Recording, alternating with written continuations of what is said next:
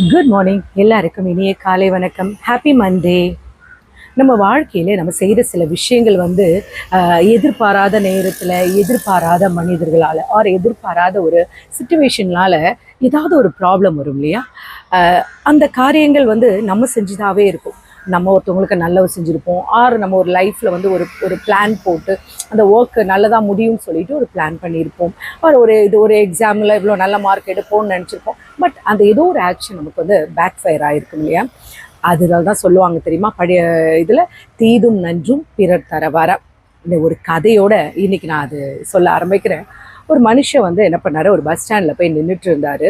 ரொம்ப சோகத்தோடு போய் அங்கே உட்காந்துட்டு இருக்காரு. பயங்கரமாக மழை பெஞ்சிட்டே இருக்குது. அந்த மழையை விட அவர் பொருட்படுத்தாமல் உட்காந்து அவர் கண்ணீரோட, அவரை பார்க்கும்போதே தெரியுது ரொம்ப உடஞ்சி போய் அந்த மனுஷன் உட்காந்துருக்கான். அவர் அந்த மழை பெய்யுது, ஒரு நல்ல ஒரு இடத்துக்கு போய் உட்காருவோன்னு கூட முடியல அவரால். ஃபோனை கையில் வச்சுட்டு அந்த ஃபோனை பார்த்துட்டே இருக்காரு. சார்ட்டு பார்க்குறாரு. ஏதோ ஒரு மெசேஜுக்காக அவர் வெயிட் பண்ணுறாரு. அப்புறம் அவர் ஒரு மெசேஜ் பண்ணுறாரு. அப்புறம் அந்த மெசேஜை டெலிட் பண்ணுறாரு. இப்படியே அவர் ஒரு குழப்பத்தோடு உட்காந்துக்கிட்டு அவர் அப்படியே அவர் கண்ணிலேருந்து கண்ணீர் வருது. அந்த மழையில் அந்த கண்ணீர் உருண்டு ஓடிட்டே இருக்குது. ஆனால் என்ன பண்ணணும்னு தெரியாமல் ஒரு பதட்டத்தோட ஒரு ஏக்கத்தோட அப்படியே உட்காந்துட்ருக்காரு. அப்படி அவர் சொல்லிட்டு இருக்காரு. அவரே கொஞ்சம் அவருக்குள்ளே சொல்லிக்கிறாரு, எல்லாருமே என்னை விட்டு போயிட்டாங்க, நான் எவ்வளோ நம்பி இருந்தேன் இந்த காரியம் இப்படி நடக்கும்னு, பட் எனக்கு இது நடக்காமல் போயிடுச்சு. நான் ஒரு பேட் லக்கு. நான் எவ்வளோ ஒரு கஷ்டப்பட்டு இந்த முயற்சி எடுத்தேன், எனக்கு இப்படி ஆயிடுச்சு, நான் நம்பினவங்களாம் என்னை கைவிட்டாங்களேன்னு அவருக்குள்ளேயே புலம்பிட்டு இருக்காரு. அப்போ அவரை ரொம்ப நேரமாக ஒரு மனிதர் ஒரு வயதான மனிதர் அவரை வாட்ச் பண்ணிக்கிட்டே இருக்காங்க. இவர் புலம்புறதை பார்த்துக்கிட்டே இருக்கார்.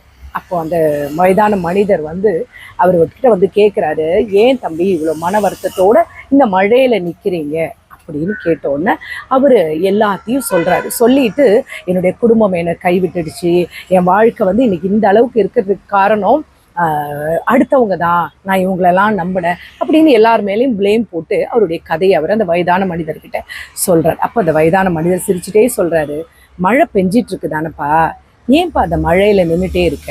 மழை பெய்யறதுன்றது இயற்கை இல்லையா? அது மழையை நம்மளால் தடுக்க முடியாது. பட் மழையை தாண்டி தூரமாக நிற்கிறதுன்றது அது உன்னோட விஷயம் தானப்பா. அப்போ தப்பு யாரோடது? உன்னோட தானே.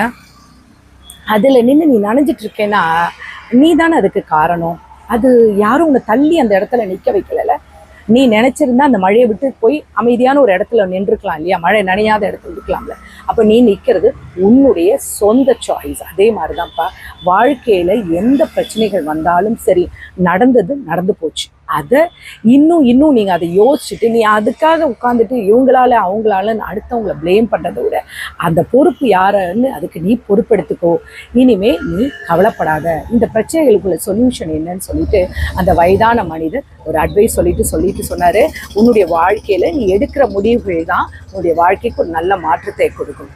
அந்த ஒரு சென்டென்ஸ் அவன் அப்படியே யோசிச்சுட்டு அவன் அமைதியாக திங்க் பண்ணிகிட்டே அந்த இடத்த மாற்றி போயிட்டான். இந்த மாதிரி நம்மளும் ஒவ்வொரு நாளும் நிறைய பேர் இது மாதிரி புலம்புவோம் இல்லையா?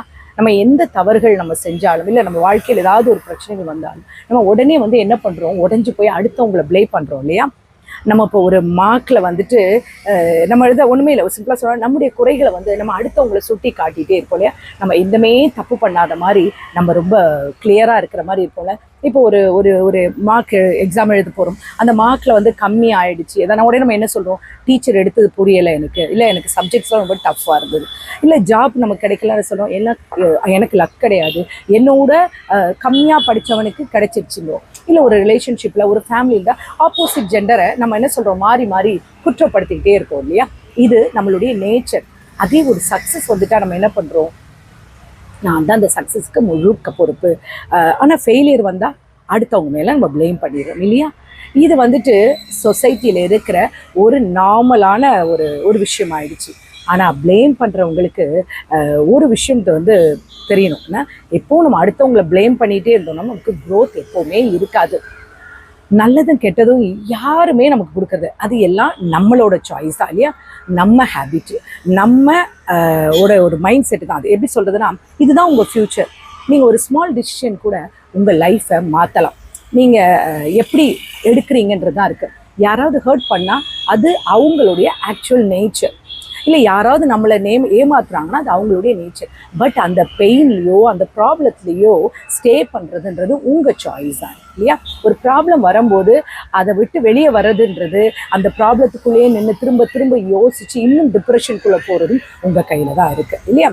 சோஷியல் மீடியாவை பார்த்துட்டு நம்ம நிறைய பேர் யோசிப்போம், எல்லாரும் ஹாப்பியாக இருக்காங்க, அவங்களுக்குள்ள எந்த ப்ராப்ளமே இல்லை, அவங்களுக்கு கிடைச்ச ஃப்ரெண்ட்ஸ் இப்படி இருக்காங்க, அவங்களுக்கு கிடைச்ச ஜாப் இருக்குது, இல்லை அவங்களோட ஃபேமிலி இருக்குது அப்படி நம்ம யோசிப்போம். ஆனால் ரியாலிட்டி என்ன தெரியுமா? நம்ம மற்றவங்களுடைய ஹைலைட்ஸும் ஸ்டேட்டஸும் தான் பார்த்துட்ருக்கோம். உங்களுடைய லைஃப்பை நீங்கள் கம்பேர் பண்ணுறீங்க, அதுதான் உங்களுடைய முதல் பெரிய பெரிய பெயினாக இருக்கு இல்லையா? ஒரு நாள் நீங்கள் சொல்லணும், என்ன நடந்தாலும் நான் தான் இதுக்கு ஃபுல் ரெஸ்பான்சிபிள், புரியுதுங்களா? இது என்னோட பெயின், இது என்னோட சாய்ஸு. அது இந்த நீங்கள் எடுக்கிற இந்த மூமெண்ட் தான் பவர்ஃபுல்லானது. இப்படி திங்க் பண்ண ஆரம்பிச்சிங்கன்னா, அப்படி நீங்கள் நினச்சிட்டிங்கன்னு வச்சுக்கோங்களேன், நீங்கள் ஒரு விக்டிம் கிடையாது, நீங்கள் ஒரு கிரியேட்டர். லைஃப்பை சேஞ்ச் பண்ணணும்னா ஸ்மால் ஹேபிட்ஸ் இருந்தால் போனால் போதும், புரியுதுங்களா? முதல்ல டெய்லி உங்களை நீங்கள் இம்ப்ரூவ் பண்ணிக்கோங்க. நெகட்டிவ் தாட்ஸை தயவு செஞ்சு கண்ட்ரோல் பண்ணுங்கள். என்ட்ரியே கொடுக்காதீங்க நெகட்டிவ் தாட்ஸுக்கு. ஒரு டிசிஷன் எடுத்திங்கன்னா அதில் ஒரு கன்சிஸ்டன்சிலே இருக்குது. அது ஒரு டிசிஷன் எடுத்திங்கன்னா அதில் ஸ்டேயாக இருங்க. சக்ஸஸ் வர வரைக்கும் வெயிட் பண்ணுங்கள், பொறுமையாக இருங்க. எடுத்த உடனே நடக்கணும்னு உடனே எக்ஸ்பெக்ட் பண்ணிட்டு இருக்காதீங்க. சேஞ்சுன்றது ரொம்ப ஈஸி கிடையாது. டவுட் வரும், கிவ் அப் பண்ணணும்னு தோணும். அப்புறம் இன்னும் சொல்லப்போனால் சிலருக்கு எப்படின்னா என்னடா அப்படின்ற ஒரு மாதிரி வெறுப்பு கூட வரும். ஆனால் ஸ்லோவாக ப்ராக்ரஸ் பண்ணோன்னா அதுவும் கூட நல்லது தான். ஒரு நாள் நம்ம உட்காந்துட்டு இருக்கும் பொழுது நம்மளோட பாஸ்ட்டை நினச்சி பார்த்தீங்கன்னா நம்ம யோசிப்போம்ல, எவ்வளவு மிஸ்டேக்ஸ் இருந்தது, எவ்வளவு நம்ம பெயினெல்லாம் நம்ம க்ராஸ் பண்ணியிருக்கோம். இன்றைக்கி இந்த லைஃப்பில் இந்த இடத்த அச்சீவ் பண்ணுறதுக்கு, ஆர் என் ஃபேமிலியை இன்றைக்கி இந்த இடத்துல கொண்டு வந்து வைக்கிறதுக்கு நான் எவ்வளோ கஷ்டப்பட்டேன்னு யோசிக்கும்போது நம்ம என்ன நினைப்போம்? ஒன்று நம்ம யோசிக்கணும், எல்லா மிஸ்டேக் நம்ம வாழ்க்கையில் வந்ததுக்கு நான் காரணம் இல்லை, மற்றவங்க மேலே பழியை தூக்கி போட்டுட்டு அந்த ப்ராப்ளத்துக்குள்ளேயே நம்ம இருக்குது. ஆனால் அதை ரெண்டையும் விட்டு நம்ம வெளியே வந்ததால தான் நம்ம லைஃப்பை இன்றைக்கி இந்த அளவுக்கு கொண்டு வந்திருக்குன்றதை நம்ம உணர்வோம் இல்லையா? யாராவது நம்மளை ஹர்ட் பண்ணலாம், யார் வேணாலும் நம்மளை விட்டுட்டு போகலாம், யார் வேணாலும் நமக்கு ப்ராப்ளத்தை க்ரியேட் பண்ணலாம், இல்லை மற்றவங்களால நமக்கு லாஸ் வரலாம். ஆனால் உங்கள் லைஃபு பெஸ்ட்டு, உங்கள் லைஃபு எப்படி சொல்லுதுன்னா ஒரு டெஸ்ட்ராய் பண்ணுற பவர் உங்ககிட்ட மட்டும்தான் இருக்குது, புரிதலாம்? நீங்கள் தான் உங்கள் லைஃபோட க்ரியேட்டர், அதோட பவரும் உங்ககிட்ட தான் இருக்குது. நீங்கள் வீக் கிடையாது, நீங்கள் லேட்டும் கிடையாது, நீங்கள் லாஸ்ட்டும் கிடையாது. நீங்கள் இன்னும் ரியலைஸ் பண்ணாத ஒரு பவர்ஃபுல்லான மனுஷன் உங்களுக்குள்ளே இருக்கான், புரியுதுங்களா? நீங்கள் எதுக்கு உட்காந்து அழுதுட்டு முடிஞ்சு போன காரியங்களை யோசிச்சு ப்ளேம் பண்ணிட்டு இருக்கீங்க? ரெஸ்பான்சிபிலிட்டி எடுத்துக்கோங்க. யார் என்ன சொல்லாலும் சரிங்க, என்ன தப்பு பண்ணாலும் சரி, மனித இயல்பு தவறுகள் நடக்கிறது தான். இது என்னுடைய வாழ்க்கை, இந்த பிரச்சனைகளுக்கு உடைய சொல்யூஷன் நான் தான் எடுக்க முடியும்னு அந்த மிஸ்டேக்ஸை நீங்கள் அக்செப்ட் பண்ணிக்கிட்டு அதை விட்டு வெளியே வர பாருங்க. நல்ல ஒரு என்விரான்மெண்ட்டை க்ரியேட் பண்ணிக்கோங்க. கன்சிஸ்டன்சியை கரெக்டாக மெயின்டைன் பண்ணுங்கள். ஸ்லோவாக இருந்தாலும் சரி, கண்டிப்பாக சக்ஸஸ் இருக்குன்றதை நீங்கள் மறந்துடக்கூடாது. எதுக்கும் அவசரப்படாதீங்க. என்னால் முடியுமா, ஐயோ நான் இதில் டவுன் ஆகிட்டேனே, இனிமேல் என்னால் எப்படி ஸ்டெப் எடுத்து வைக்கிறது அப்படின்னு யோசிக்காதீங்க. ரீப்ளேசஸ் வரும், சேஞ்சஸ் வரும், டவுட் வரும். ஆனால் எந்த டைம்லேயும் ஒன்னே திங் தான், கிவ் அப் பண்ணாதீங்க. நீங்கள் ஸ்ட்ராங்காக இருங்க. கண்டிப்பாக உங்கள் லைஃப் ஒரு நல்ல மாற்றம் வரும்போது தான். மெயினாக ஒன்றே வச்சுக்கோங்க, யாரையுமே ப்ளேம் பண்ணாதீங்க. எல்லா மிஸ்டேக்குரிய எல்லா விஷயங்களுக்கும் ரெஸ்பான்சிபிலிட்டி நீங்கள் தான்றதை மட்டும் மறந்துடாதீங்க, புரியுதா? அதிலேருந்து வெளியே வராததும் உங்கள் சாய்ஸ் தான். ப்ளேம் பண்ணோம்னா வீக் ஆடுறவங்க, ரெஸ்பான்சிபிலிட்டி எடுத்துக்கிறவங்க பவர்ஃபுல்லானவங்க. நீங்கள் விக்டிம் கிடையாது, சரிங்களா? உங்கள் லைஃப்பை க்ரியேட் பண்ணக்கூடிய ஒரு க்ரியேட்டருன்றதை நீங்கள் மறந்துடக்கூடாது. என்ன சொல்லுது, ஏதாவது ஒரு பெயின் வருதா, அது ஒரு ப்ராப்ளம் கிடையாது, பட் அது ஸ்டே பண்ணிகிட்டு இருக்கோம் பாருங்கள், அதுதான் ப்ராப்ளம். உங்கள் லைஃப்பை சேஞ்ச் பண்ணுற பவர் உங்கள் கையில் மட்டும்தான் இருக்குது. இனிமேல் உங்கள் லைஃப் என்ன நடந்தாலும் சரி, ஸ்டைலை மாற்றுங்க, யாரு கூடயும் உங்களை கம்பேர் பண்ணிக்காதீங்க. நீங்கள் உங்களுக்காக வாழ கற்றுக்கோங்க. எந்த ப்ராப்ளம் வந்தாலும் அது ஒரு சொல்யூஷன் எடுங்க. ஆனால் அடுத்தவங்க ப்ளேம் பண்ணாதீங்க. உங்கள் ஹாப்பினஸ் உங்கள் கையில் தான் இருக்கும். தீதும் நன்றும் பிறர் தரவாரா இல்லையா? உங்கள் வாழ்க்கை உங்கள் கையில் தான் இருக்குது, புரியுதுங்களா? இந்த நாள் உங்களுக்கு இனிய நாளாக இருக்கு. நம்ம கடவுளை வேண்டிக்கிறேன். Take care, bye bye, love you all.